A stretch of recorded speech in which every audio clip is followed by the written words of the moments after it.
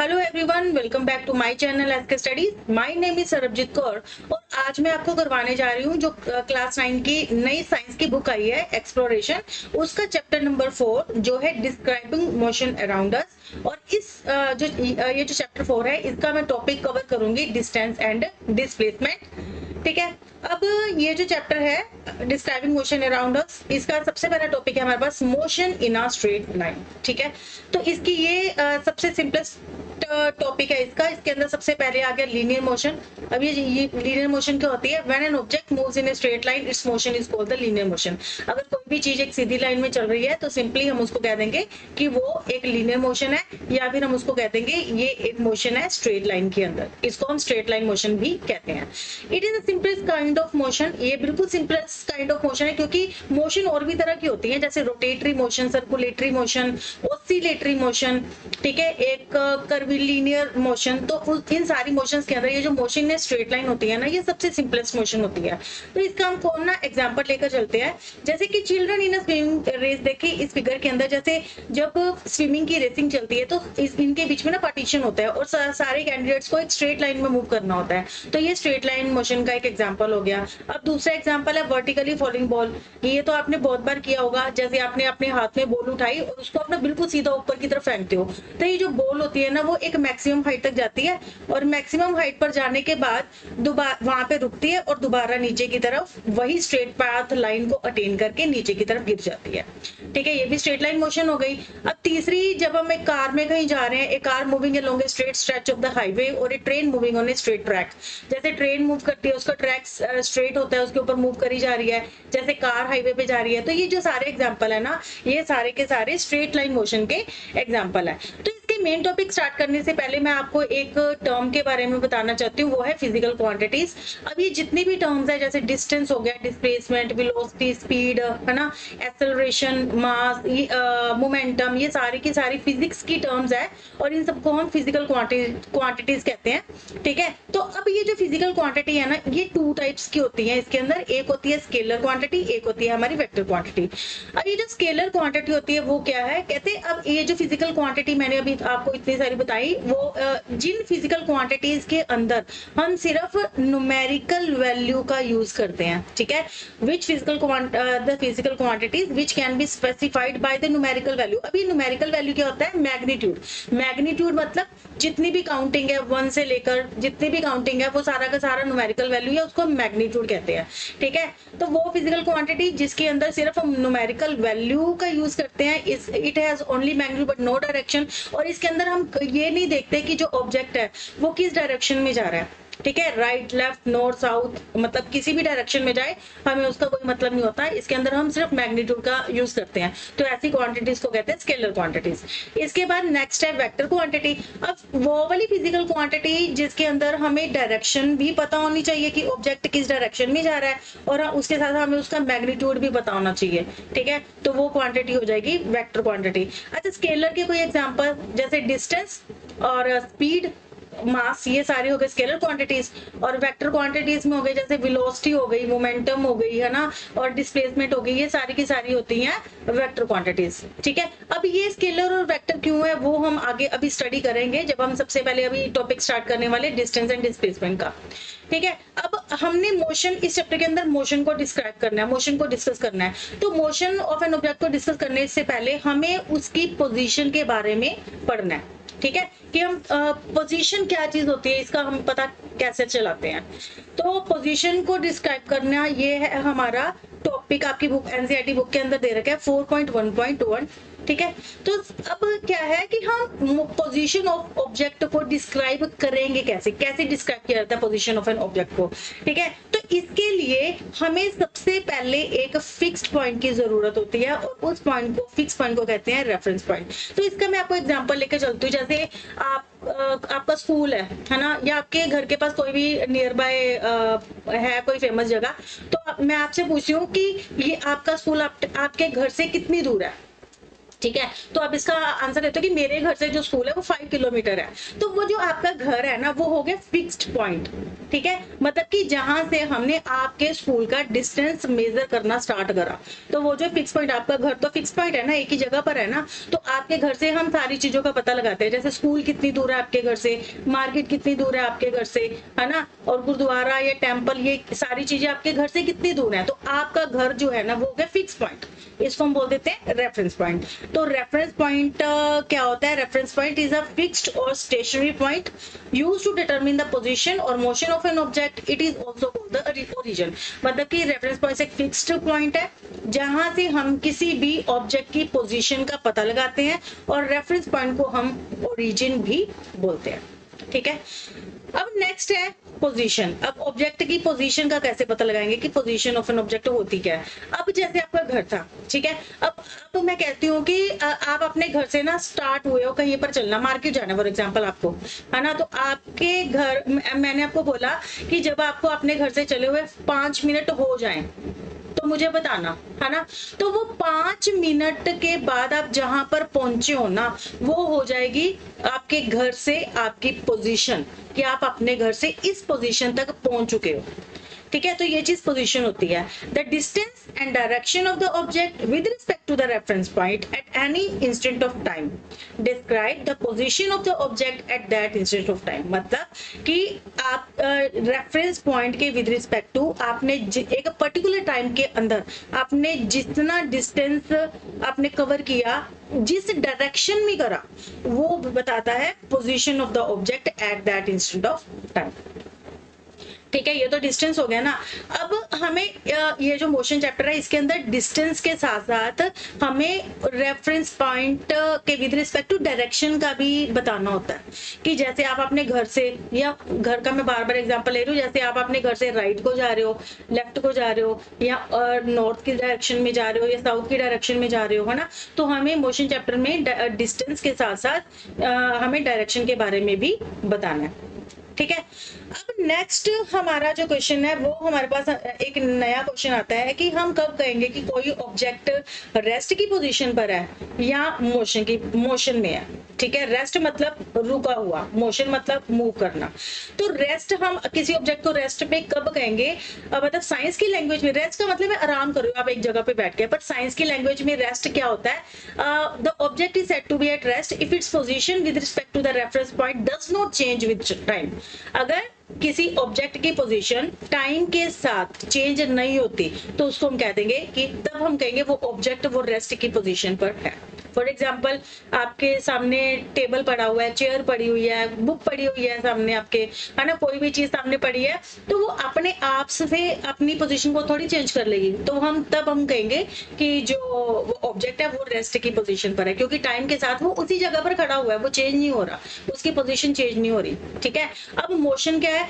अगर कोई object time के साथ अपनी पोजीशन को चेंज करता है तब हम कह देंगे कि वो जो ऑब्जेक्ट है वो है मोशन में। ठीक है, if the position of the object with respect to the reference point change with time, the object is said to be in motion. इसका एग्जांपल, जैसे आप साइकिल चला रहे हो, आप स्टार्ट हुए, आप मूव करते गए, तो हम कह देंगे आप मोशन में हो। ठीक है, क्योंकि आपकी जो पोजीशन है वो टाइम के साथ चेंज हो रही है। तो ये तो हमारी टर्म्स थी रेस्ट एंड मोशन। अब उसके बाद स्ट्रेट लाइन मोशन के ऊपर हम दोबारा आते हैं। तो स्ट्रेट लाइन मोशन का एग्जांपल हम ये ले रहे हैं कि एक जो एथलीट है वो इस तरह से एक ट्रैक पर, स्ट्रेट ट्रैक पर मूव कर रहा है, रन कर रहा है। ठीक है, तो यहाँ ये जो आपकी बुक में ये फिगर 4.2 दे रखी है। तो हमने अब क्या करना है, इसकी एथलीट की पोजीशन को डिस्क्राइब करना है इस फिगर के अंदर। ठीक है, तो इसके लिए सबसे पहले हमें क्या करना पड़ेगा? हमें सबसे पहले एक स्टार्टिंग पॉइंट या फिर रेफरेंस पॉइंट लेना होगा, जहां से हम उसकी पोजीशन को उसकी मतलब कि देखेंगे कि उसने कितना डिस्टेंस कवर किया है। तो उसके लिए हमें एक रेफरेंस पॉइंट लेना होगा। अब let us make a straight. अब देखो ये जो फिगर 4.3 आपकी बुक में भी ऐसी दे रखी है, तो इसके लिए हम ना सबसे पहले एक फिक्स पॉइंट ले लेते हैं, ओरिजिन ओ। ठीक है, जब वो रेस्ट की पोजीशन पर था एथलीट, जब उसने भागना स्टार्ट नहीं करा था। उसके बाद हम उसकी पोजीशन लेते हैं कुछ टाइम के बाद, फिर वो बी पोजीशन पर आया, एथलीट आई, या फिर जो एथलीट है वो आया ए पोजीशन के अंदर। ठीक है। तो ये जो है ये हमें ये शो कर रहा है कि जब वो बी पोजीशन पर पहुंचा किसी पर्टिकुलर टाइप के अंदर तो उसका डिस्टेंस मेजर कर लेंगे, फिर वो ओ से ए की तरफ मतलब पहुंचा तो उसका डिस्टेंस मेजर कर लेंगे। अब हमने पीछे बोला था कि सबसे पहले हमें ना डिस्टेंस को मेजर करने से पहले उसकी पोजीशन को बताना, स्पेसिफाई करना होता है कि वो जो एथलीट है वो ओ रेफरेंस पॉइंट से किस डायरेक्शन में जा रहा है। ठीक है, अगर तो एथलीट इस ओरिजिन से राइट डायरेक्शन में मूव करता है, ठीक है, वैसे तो दो ही क्वेश्चन आते हैं, या तो वो मूव करेगा फॉरवर्ड डायरेक्शन में या वो मूव करेगा बैकवर्ड डायरेक्शन में। अगर कोई ऑब्जेक्ट रेफरेंस पॉइंट से ओरिजिन से राइट की तरफ मूव करता है, ठीक है, तो हम जो जितनी न्यूमेरिकल वैल्यू है ना उसको पॉजिटिव लेकर चलते हैं। और अगर एथलीट ओरिजिन से वो जाते हैं लेफ्ट डायरेक्शन में तो जितनी भी वैल्यूज है हम उनको नेगेटिव लेकर चलेंगे। ये हो गया उसकी पोजीशन कि अगर हम ओरिजिन एक रेफरेंस पॉइंट एक फिक्स पॉइंट से स्टार्ट हो रहे हैं तो अगर हम राइट जाते हैं तो क्या होगा न्यूमेरिकल वैल्यू, अगर हम लेफ्ट जाते हैं तो उसकी न्यूमेरिकल वैल्यू किस तरह से हम लेंगे, ये सारा न्यूमेरिकल्स के अंदर आपका यूज होगा। ठीक है, अब हम अपने मेन टॉपिक पे आते हैं जो है टॉपिक 4.1.2 आपकी एनसीईआरटी बुक के अंदर, वो है डिस्टेंस ट्रेवल्ड एंड डिस्प्लेसमेंट। ठीक है, अब हम आते हैं कि डिस्टेंस हम कब कहेंगे, डिस्टेंस क्या चीज है और डिस्प्लेसमेंट क्या चीज है। तो इसके लिए हम हमारे पास फिगर है 4.4। ठीक है, अब हम इसके अंदर ना एक पॉइंट ले लेते हैं ओ। ठीक है, अब वो जो एथलीट है ना उसने स्टार्ट किया रन करना ओ पॉइंट से, और जो ओ पॉइंट पे अब आपने देखा होगा मैचेस आपके स्कूल में भी रेस होती है तो रेस में सबसे पहले सारे जितने भी रनर्स होते हैं उनको खड़ा कर देते हैं, तो उसको हम कह देते हैं ओरिजिन। और वहां पे टाइम हम काउंट करना स्टार्ट नहीं करते कि इतने यहाँ तक भागने में इसने कितना टाइम लिया। ठीक है, तो वहां पर टाइम हमारा होता है 0। ठीक है, अब वो उन्होंने भागना स्टार्ट करा एंड 4 सेकंड के बाद वो आ जाते हैं बी पोजीशन पे। ठीक है, फिर उसके बाद और ज्यादा भागते हो 10 सेकंड में वो पहुंच जाते हैं ए पोजीशन में। ठीक है, अब बी पोजीशन तक उन्होंने 40 मीटर का डिस्टेंस कवर किया और with respect to reference point O से, और जब वो ए पर पहुंचे तो ओ से कितना डिस्टेंस कवर करा उन्होंने 100। अब वो कहता है कि अच्छा उसके बाद एक और कंडीशन उन्होंने दी है कि then run back along the same path till point B reaches there at t equal to 16 second. अब जो एथलीट है ना पहले ओ से स्टार्ट हुआ, बी तक गया, फिर वो ए तक गया, ए से उसने टर्न करा और फिर वो दोबारा वापस भागना स्टार्ट हुआ, बी पॉइंट पे वो दोबारा पहुंच गया और बी पॉइंट तक पहुंचने में उसको कितना टाइम लगा, 16 सेकंड। ठीक है, अब ये क्वेश्चन ये है कि बताओ कि उसने टोटल डिस्टेंस कितना कवर करा इन 16 सेकंड के अंदर। ठीक है, तो टोटल डिस्टेंस बताओ कितना होगा। सबसे पहले हम देखेंगे ओ से बी कितना है, मतलब अगर हम पूरा देख ले ओ से ए कितने 100 मीटर, और फिर वो भाग के दोबारा ए टू बी आया। अब ए टू बी में कितना हो गया, यहाँ से यहाँ तक 20, 20, 40 और 20, 60, तो टोटल डिस्टेंस कितना हो गया 100 मीटर प्लस 60 मीटर, और वो हमारे पास कितना आ गया 160 मीटर टोटल डिस्टेंस आ गया। Now let us think about the distance between the starting and stopping position. अब कहता है, अब नेक्स्ट उसने पूछा कि अब देखो स्टार्टिंग पोजीशन थी ओ, अब वो पूरा चक्कर काट के आया बी के ऊपर, तो रेस्ट उसकी मतलब कि स्टॉपिंग पोजीशन क्या है बी। कहता है अब ओ से लेके बी का डिस्टेंस तो 40 मीटर है ना। ठीक है, अब जब वो घूम के आया था पूरा ए से लेकर वो 160 मीटर था, और अगर हम ऐसे मेजर करें तो उसका डिस्टेंस 40 मीटर है, तो ये तो दोनों डिफरेंट हो गए है ना। तो अब इसके लिए हम एक नई क्वांटिटी इंट्रोड्यूस करते हैं जिसको कि हम क्या देते हैं डिस्प्लेसमेंट। ठीक है, अब ये जो डिस्प्लेसमेंट होती है वो क्या होता है, displacement is the net change in the position of an object between the two given instant of time. अब डिस्प्लेसमेंट क्या होता है, डिस्प्लेसमेंट के अंदर हमें ना ये पूरा यहाँ से घूम के बी तक नहीं आना होता, हम बस जो स्टार्टिंग पोजीशन होती है और जो स्टॉपिंग पोजीशन होती है, ठीक है, दो इंस्टेंट के बीच का जितना डिस्टेंस होता है ना वो हो जाती है displacement.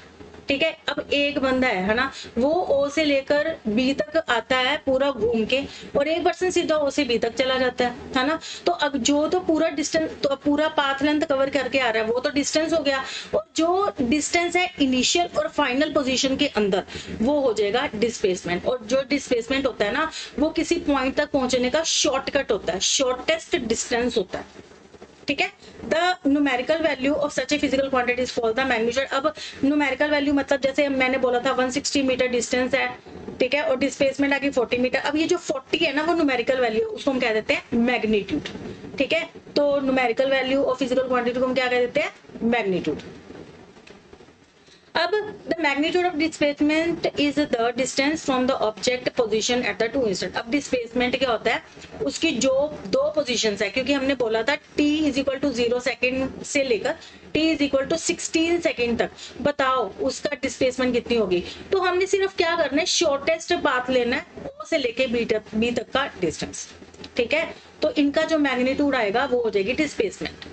The direction of displacement is specified from the position at the first instant toward the position at the second instant। अब displacement एक वेक्टर क्वांटिटी है, तो इसके अंदर हमें डायरेक्शन स्पेसिफाई करनी होती है। तो डिस्प्लेसमेंट जो कि एक वेक्टर क्वांटिटी है, उसकी डायरेक्शन हमेशा इनिशियल पोजीशन जहां से वो स्टार्ट हुआ है उससे लेके फाइनल पोजीशन के टूवर्ड्स होती है, उसको हम पॉजिटिव लेते हैं। और अगर इसके बैकवर्ड जाएंगे, इससे ऑपोजिट डायरेक्शन में जाएंगे, तो उसको हम नेगेटिव लेकर चलेंगे, ठीक है। बट डिस्टेंस के केस में ऐसा नहीं होता। डिस्टेंस को डिस्क्राइब करने के लिए हमें कोई उसमें हमें डायरेक्शन की जरूरत नहीं होती, हमें उसमें देखना होता है बस उसकी न्यूमेरिकल वैल्यू को, उसका मैग्नीट्यूड कितना है, कि वो भाग के दोबारा उस पोजीशन पर आया, उसने टोटल पाथ कितना कवर किया, वो डिस्टेंस हो जाता है। अब ये जो डिस्टेंस और डिस्प्लेसमेंट है तो वो पाथ लेंथ थी, तो इसलिए इन दोनों के यूनिट क्या हो जाएंगे, मीटर, ठीक है। अब उसी को इसने एग्जांपल लेकर अभी थोड़ा सा और इसने डिफाइन करा है आपकी बुक के अंदर, कि जब t is equal to 0 second था और उसके बाद वो जब b पर आया तो t is equal to 16 second हो गया, तो टोटल डिस्टेंस उसने कितना कवर किया, o से लेके a प्लस a से लेकर b तक, टोटल हो गया 160 मीटर। इसी तरह डिस्प्लेसमेंट क्या हो जाएगी, डिस्प्लेसमेंट सिर्फ होती है इनिशियल पोजीशन और फाइनल पोजीशन के बीच का डिस्टेंस, ठीक है, तो वो हो जाएगी 40 मीटर। तो यहाँ से हम ये कंक्लूजन निकालते हैं कि जो डिस्टेंस और डिस्प्लेसमेंट ये दोनों डिफरेंट होते हैं, ठीक है, और जो डिस्प्लेसमेंट की वैल्यू होती है वो डिस्टेंस से लेस होती है, इससे ज्यादा नहीं होती, ठीक है। इससे हमने ये कंक्लूजन निकाला, ठीक है। अब इसके बाद इसको और ज्यादा हम एनालाइज करने के लिए हम एक और एग्जांपल लेके चलते हैं। ये तो हम बता रहे थे ना, एक स्ट्रेट रोड पे हम कोई एथलीट चल रहा है। अब बॉल का अगर हम एग्जांपल लेके चले कि बॉल को तो हम ऊपर की तरफ फेंकते हैं ना, तो मैंने पीछे भी एग्जांपल में आपको बताया था कि जब हम बॉल है, हमने एक बॉल पकड़ी, बॉल को ऊपर की तरफ फेंका, तो बॉल क्या करती है, एक मैक्सिमम हाइट को अटेन करती है और मैक्सिमम हाइट अटेन करने के बाद वहां पे रुकती है और फिर उसी पाथ पे नीचे की तरफ आने लग जाती है, ठीक है। तो फिगर में ये दिखाया हुआ है। तो अब क्या है, for this motion fill up the values, कहते हैं अब ये जो मोशन है कि ओ से लेके पहले वो बी गई बॉल और बी से फिर दोबारा ओ पर आई, तो इसके लिए ये टेबल को हमने फिल करना है, ठीक है। अब इसमें देखो सबसे पहले सीरियल नंबर 1 में क्या है, पोजीशन ओ। अब पोजीशन ओ को अगर हम देखें तो यहाँ पर तो उसने अभी हमने उसको फेंका ही नहीं था, तो यहाँ पे डिस्टेंस भी 0, डिस्टेंस कितना 0 हो गया और डिस्प्लेसमेंट भी 0 हो गई। उसके बाद जब बॉल ए पॉइंट पर पहुंचती है, ठीक है, अब जो ए पॉइंट था, ए पॉइंट, अब इस ए पॉइंट पे देखो उसने कितना डिस्टेंस मेजर करा, कवर करा, 40 सेंटीमीटर, ये 40 सेंटीमीटर आ गया। इसके अंदर हमें डायरेक्शन नहीं बता रही कि बॉल ऊपर जा रही है कि बॉल नीचे आ रही है, हमें सिर्फ उसकी न्यूमेरिकल वैल्यू को बताना है, तो वो कितनी आ गई, 40 सेंटीमीटर। पर डिस्प्लेसमेंट एक वेक्टर क्वांटिटी है, उसके अंदर हमें डायरेक्शन को बताना होगा।